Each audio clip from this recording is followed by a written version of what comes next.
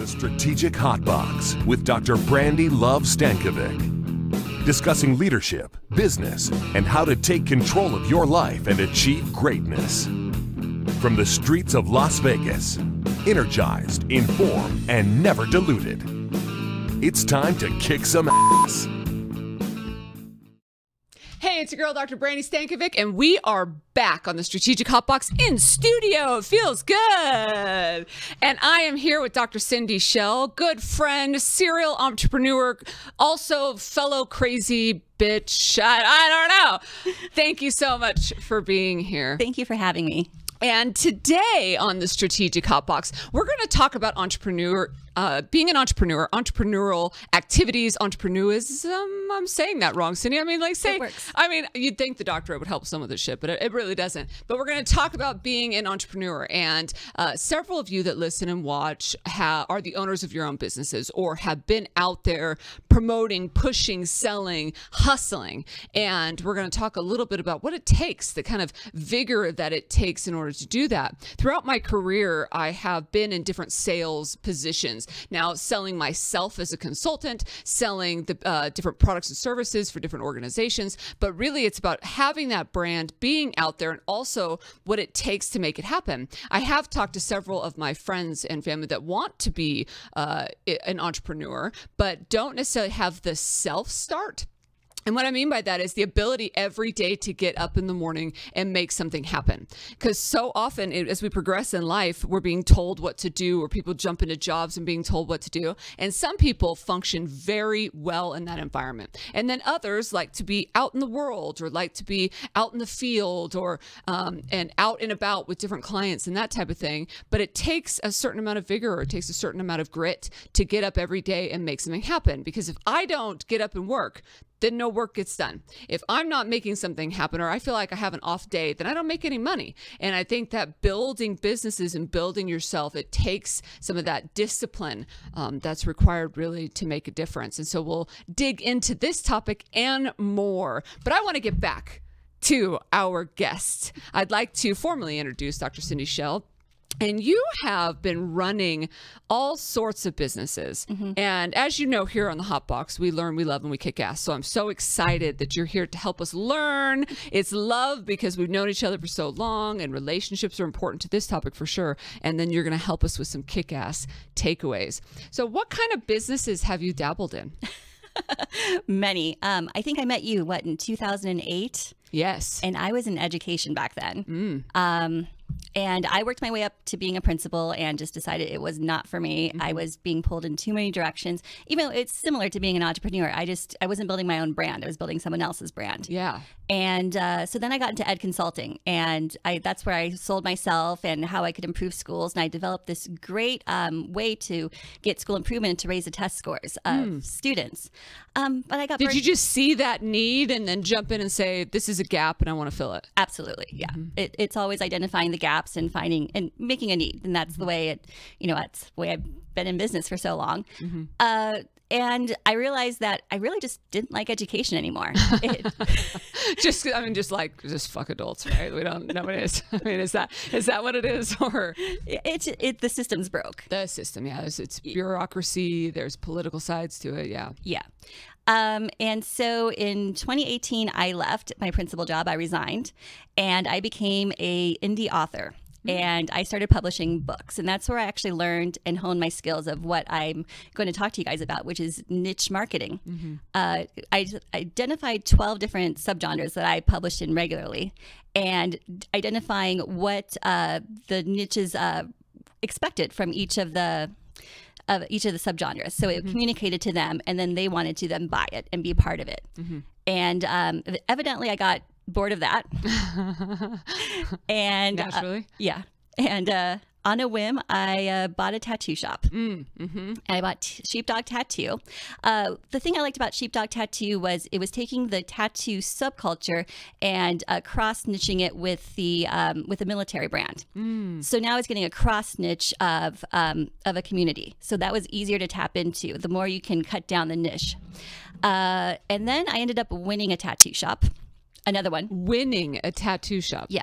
I bought 7 raffle when tickets. you put $100 on black or something. They were $50, yeah, $50, and they pulled my name.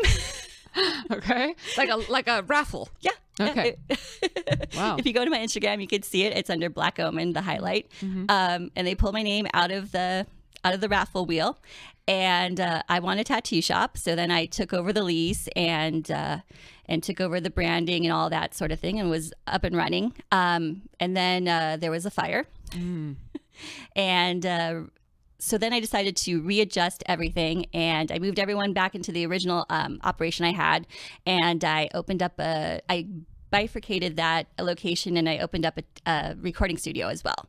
So now I was a half tattoo shop, half recording studio. I mean, partial principal, partial best-selling author. I mean, it's all around. It's all around. Well, we haven't even gotten to the latest. Oh, okay. Tell me. Well, I have to know the latest now. So I sold those in August. I got really burnt out with what I was doing, and I opened up a Shopify. I have 3 Shopify stores and 8 Etsy stores. So Tell me what's Shopify? Shopify. It's a platform where you can sell anything you want: digital products, homemade products, handmade, or you can do print on demand, which is what I'm doing, and that's part of what this is. Oh, nice. Okay. Yeah. And what inspired you to go down that path? Again, just researching niches, finding out, okay, there's a video game niche. You know, can I tap into that? Can I create a product that they want? You know, everything from travel to, you know, places that like to, people who like to go on outdoor adventures. That's a specific niche, and, you know, they have a way that they like to communicate to themselves. And can I mimic that? You know, I'm not necessarily part of any of these niches. I'm more mainstream. But can I create something that would appeal to them and communicate to them so they want to then purchase and be part of that community? So do you think this is more of a sickness of yours, or is it? 100%. So as I started this new venture, I started at about mid-December. Where I was like, okay, this is the plan. This is where we're headed. And I was like, I started doing research. I was like, oh, I could create something for this. And then I was like, oh, but I can also create something for this. I think I'm like a maximizer, I think, on the strengths assessment. And then I'm like, another thing like this. So then before I knew it, I had 8 Etsy shops. I was like, why can't I just settle down and sell some t-shirts on one shop on Etsy? Why? Right. Yeah. And then I started Shopify. They have no cap on how many products you can have. They don't charge you for how many product. They don't limit you at all. So you could really expand with Shopify. And then I was like, well, then I can have this Shopify store and this Shopify store. So now I have 3. There's still 5 more that I'm going to be launching. And the thing is, if they don't hold water, I'm going to scrap them and pretend like they never existed and move on to the ones that do take off. And I'm really a proponent of the 20-80 rule. So, you know, cutting down the 80% and focusing on the 20, that's making and refining that. And so we continue to grow. You know, one of the things I love about you, though, is you also figure out ways to make your life easier. So I remember when you were writing full-time and you ended up hiring writers that then, and you also publish books under different personas, or what's the right term for that? Pen names. Yeah, so those are different brands. So there's going to speak to a specific niche in each one of those things. And you can't really, you know, do like a romance and then do a mystery. It's not going to sell. The same author? Under the same author, yeah. It's just, it's not going to communicate. They're going to think that's, you know, like. So give me an example of one of them. Let's see. I'm best known for my lit RPG, which is extreme niche. So it's taking the fantasy and merging it with role play games.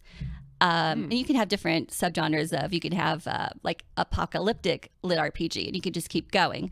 But basically, if there's a role play game based on it, or you can invent your own game mechanics, then you can write to what that niche wants.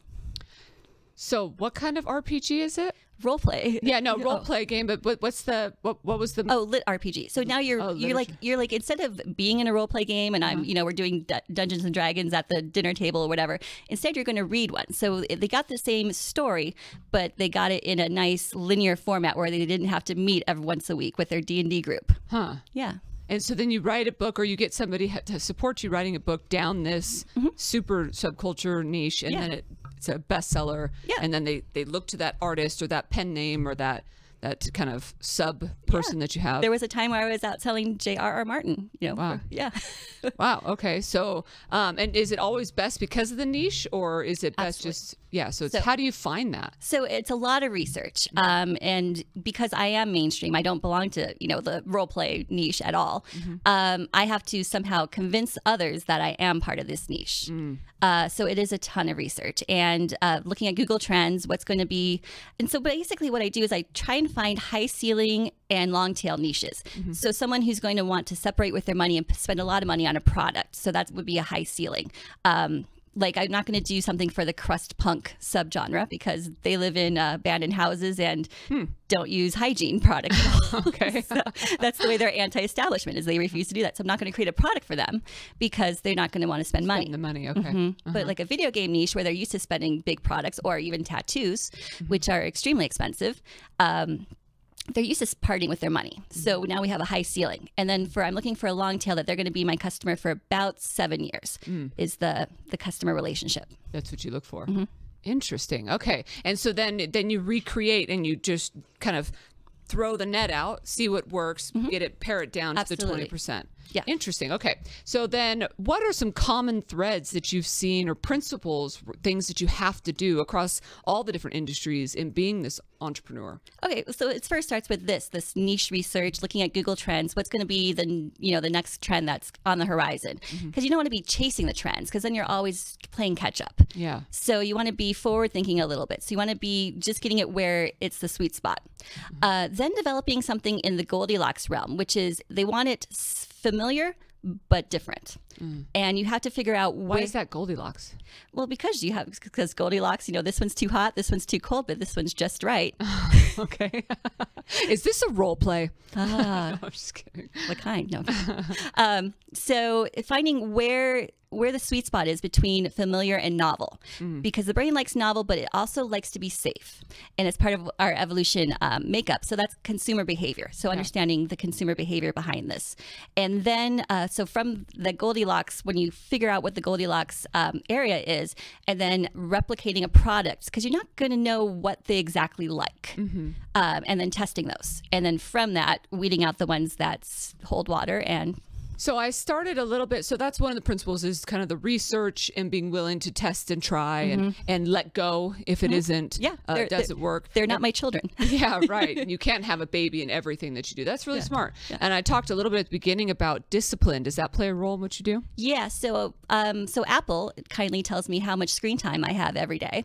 And guess what my hours are? Oh, no. Per day? 12. I'm 18 and a half. 18 and a half. Yes. Oh, man. Okay. Average a day. So this takes a commitment. Yeah. And I've been working since about the beginning of January on this straight. And we're talking like 6 days a week. I take a day off just so I don't burn myself out. But yeah. Right. Don't burn yourself out after 18 hours a day, 6 days a week. Oh, my goodness. Yeah. Wow. And so that it really does take that focus and commitment. Do you think somebody could do it with less commitment? You can, yeah. It's just going to take you longer. So I want a faster turnaround. So I'm going to put in the work to get that faster turnaround. So absolutely. Does it take a lot of upfront investment? At the moment, I've spent maybe $50. Okay, so not monetary investment, just a lot of time. A lot of time. I'm doing it very just very like low expenditure right now. I have the Shopify stores. I got them. You can get them for $1 for 3 months just to try them out, see if you could build something. Then you join the print-on-demand suppliers, and you just put up your credit card for when a customer does buy it. They're going to purchase from the credit card, and then Shopify will take their credit card, and what you subtract the revenue is your profit. And then eventually I'll have to run ads when I get there, but I'm not at a launch point yet, but I'm still designing. And I bought a couple of, like I was doing with the ghostwriting, I bought a couple of designs from Creative Fabrica. This one I used AI. Oh, wow. So AI, about $30 on Midjourney a month. So very, very minimal on the the overhead there. And I have a graphic artist too that I do contract out with. So other qualities. So we talked about discipline. We talked about time commitment. We talked about doing the research, being all in. What else? Organized. Because I manage so many different things. Etsy stores that are all different sub-genres, as well as 3 Shopify stores. So they're all specific brands. So I have folders and, what's going to, the font types and the typeface for what's going to communicate to that brand. So I have it all laid out. Very organized, yeah. And so does it take a certain type of brain to be able to focus on this, or do you think that... I think I have the wrong brain. I don't... Yeah. Because I just keep on... It's a snow... I was like, I'm on a snowball. There was a... I was like, I'm now creating SKU numbers because I want to get into Walmart marketplace. Yeah. So I'm like, I created like a 22-digit long SKU number. I'm like, what am I doing? I haven't sold anything yet.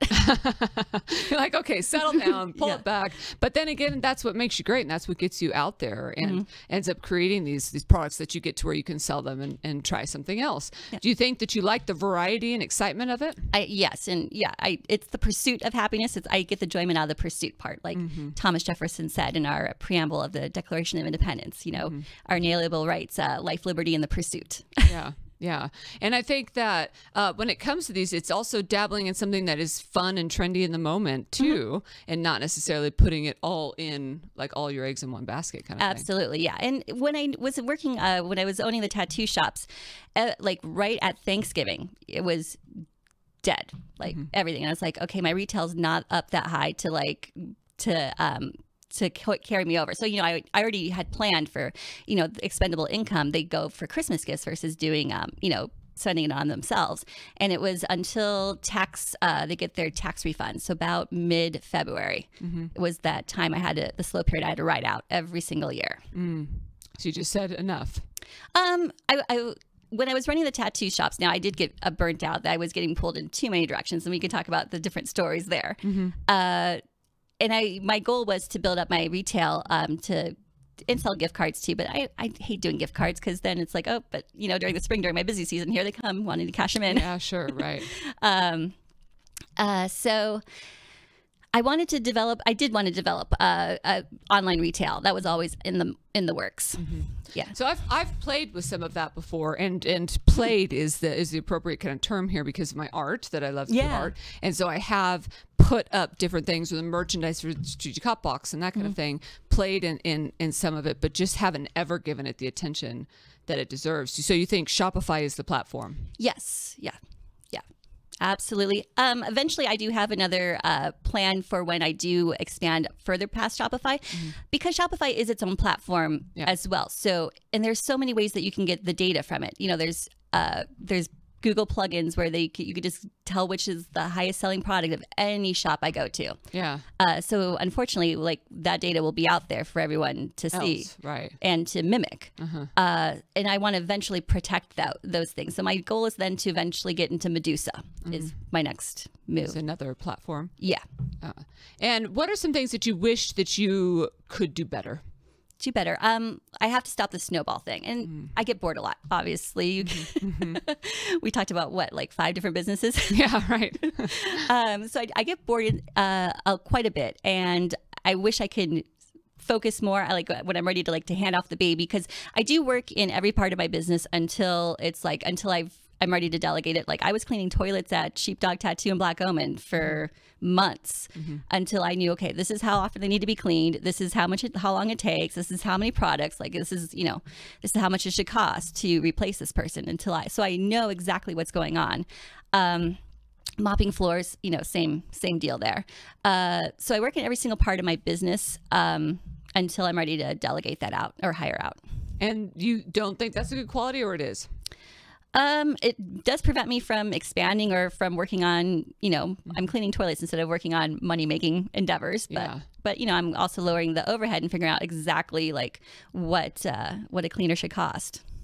So navigating all of this at the same time must be difficult. How do you keep your head on straight? Well, so I'm a big proponent of Evernote. So Evernote is like my second brain. I use that. Oh, you do? Isn't it great? I love it.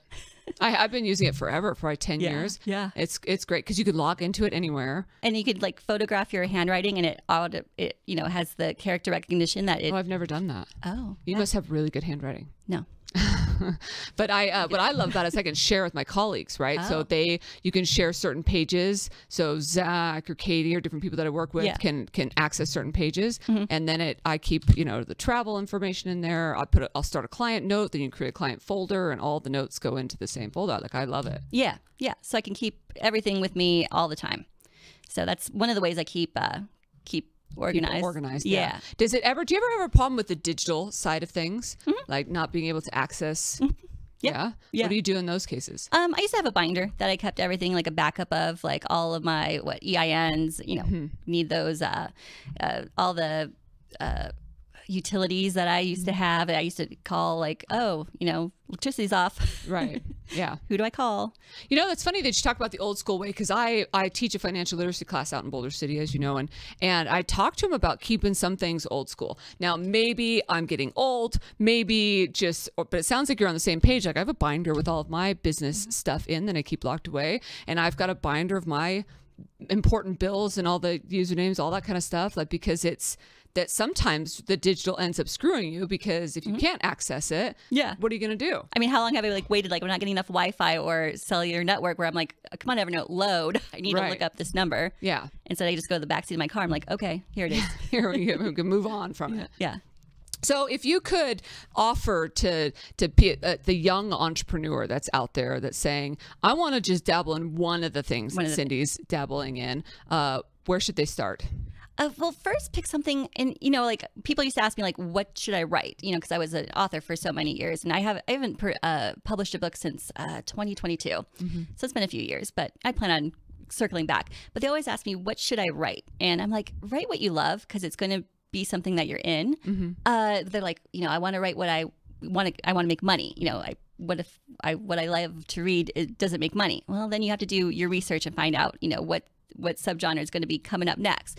So that would be the first place, is either pick something that you love, that you're part of the niche subgenre or whatever, or pick something that, hone in your research and to find something that's going to pop off in the next few months. That is a different kind of hunger, though, that you bring up, right? Because people say to me, I just want to make more money. Anything I can do to make more money. And if that's the case, then do what you got to do to make money, right? But also figuring out what your purpose is. And I don't know that I always like saying, find your purpose, find your passion, because then people just, have an excuse to be lazy. But really finding that purpose. I was having a conversation with a friend recently about, I'd rather make 50 grand a year as a scientist trying to find the cure for cancer than make $5 million a year as an OnlyFans or selling my body or something. Like, I just would. That's my preference. It's who I want to be on the planet. I want to serve the planet and leave it a better place.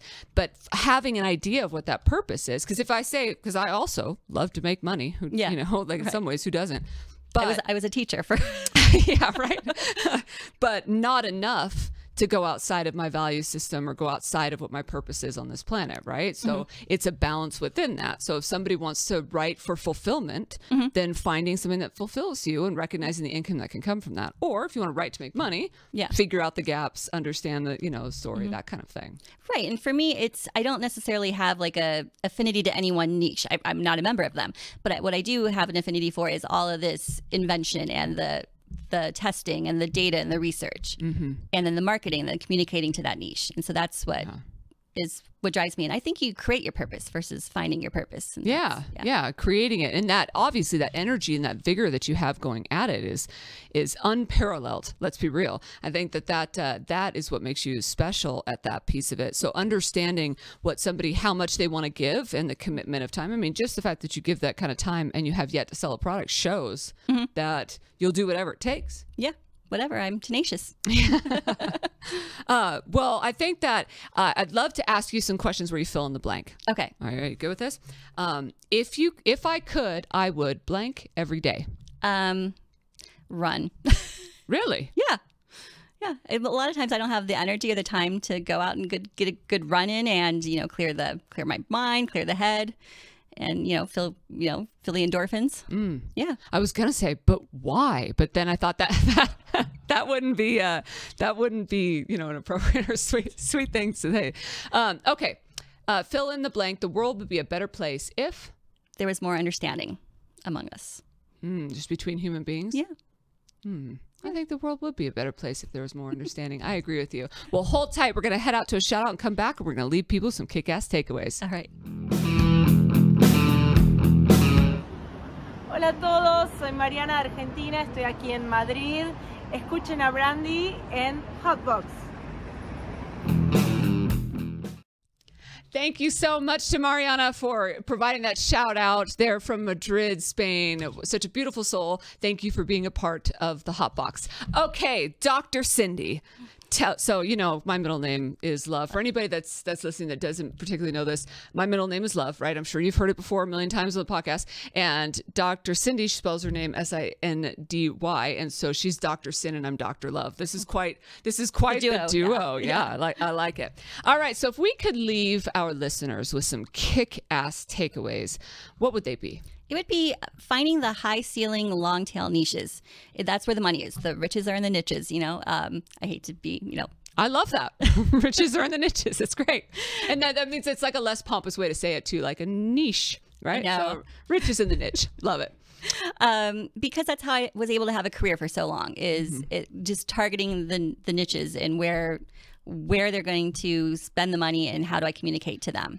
Yeah, I love that. And understand the long game of it too. Yeah. And you providing that 7 years is a really great way to do it. Another takeaway, I think, from everything that we talked about is the 80-20, how you apply the 80-20. Yeah. That just throw the net out there, especially if it's an area market that you're dabbling in that you don't necessarily live and breathe, right? To be able to see what sticks and then focus on that 20% that does. Right. I don't know the different typefaces or the phrases, you know, I'm making t-shirts right now, that are going to exactly appeal to them. So I have like 10 of a saying all in different fonts, and it's a test to find out what they're going to pick, and then okay, we're going to go with that one, and then I'll discontinue the rest and we'll move on. And I think that's a great other takeaway is the fact that don't make everything your baby. Don't make everything this wholesome, loving thing that you have to hold on to. That's definitely my problem. When with art and selling art, I'm like, but I love it. How come no one else loves it? I know art is in the eye of the beholder, but it's like, it's such a, you know, like everything ends up feeling like a baby. And it can be a formulaic process too. The creative process can be very formulaic. And it's like Goldilocks aspect as well, is finding the balance between the familiar and the novel. Love it. If people wanted to get a hold of you, how could they do that? Well, I'm launching the Shopify store. It is a work in progress, so nothing is definitely complete. But if you go to saydistinct.shopify.com, you can check out my store and see the products I've been designing. Excellent. Thank you so much for being a part of the podcast today. Thank you for having me. Thank you for being in my life and motivating me to do crazy shit. I appreciate you very much. Appreciate you too. For those that don't know, you can get this episode anywhere that you like to stream and look at content. So we got YouTube, we got all social media platforms. We even got a Roku app. So if you're hanging out on the couch, you can see us in what we do. And we're also out there doing a lot of little snippets and bites and fun little teaser pieces and getting you all the content that you want. Strategic Hotbox with Learn, Love, and Kick Ass has always been a promoter of making everything accessible to you. So you can get all of those things in places that you like most. And I'd love to hear from you on topics that you'd love us to cover in future episodes of the podcast. And you can email us at podcast@strategichotbox.com. Thank you again to Dr. Sin. Thank you to all of you for being here. Until I see you again, get out there and kick some ass.